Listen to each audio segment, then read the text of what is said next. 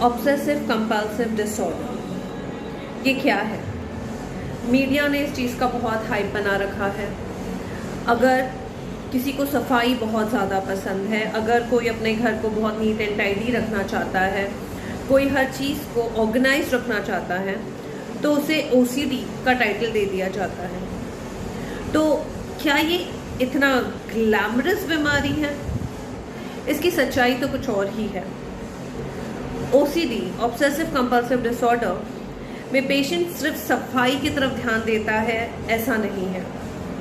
OCD का असली मतलब ये है कि जो इससे सफ़र कर रहा है उसके दिमाग में कॉन्स्टेंटली ख्याल आते रहते हैं जो उसे डिस्टर्ब करते हैं, जिससे वो एंग्शियस हो जाता है, परेशान हो जाता है, और वो थॉट्स की वजह से वो एक ही टाइप का बिहेवियर बार बार रिपीट करता है, जिसकी वजह से वो अपने डेली रूटीन, जो अपना दिनचर्या है, वो फॉलो नहीं कर पाता। और जब वो अपनी नॉर्मल रूटीन लाइफ को, नॉर्मल रिलेशनशिप्स को मेंटेन नहीं कर पा रहा है, तब उस इंसान को एक ट्रीटमेंट की ज़रूरत है। तो आप समझते हैं कि ये इसके कॉजेज़ क्या है या इसके सिम्टम्स क्या है।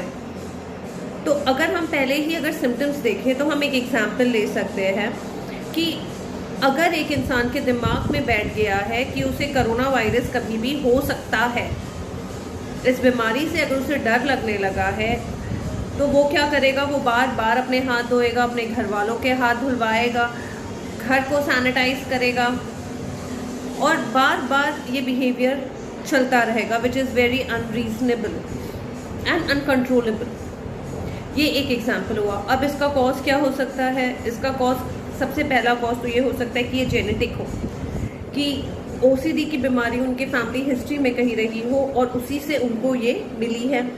दूसरा जो है, जो कि मेन कारण हो सकता है, कि कोरोना की वजह से उन्होंने अपने किसी फैमिली मेम्बर को खोया हो, तो उस वजह से वो डर गए हो और वहाँ से उनका ओसीडी बिहेवियर ट्रिगर हुआ है।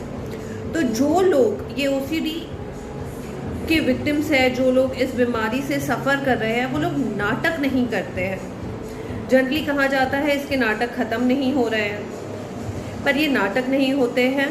असल में ये इंसान जो है ये बीमार है, इसे ट्रीटमेंट की ज़रूरत है। तो अगर आप किसी को जानते हैं जो ओसीडी का शिकार है, आप उसे ट्रीटमेंट के लिए लाइए, ना कि उसे ताने दीजिए। Thank you.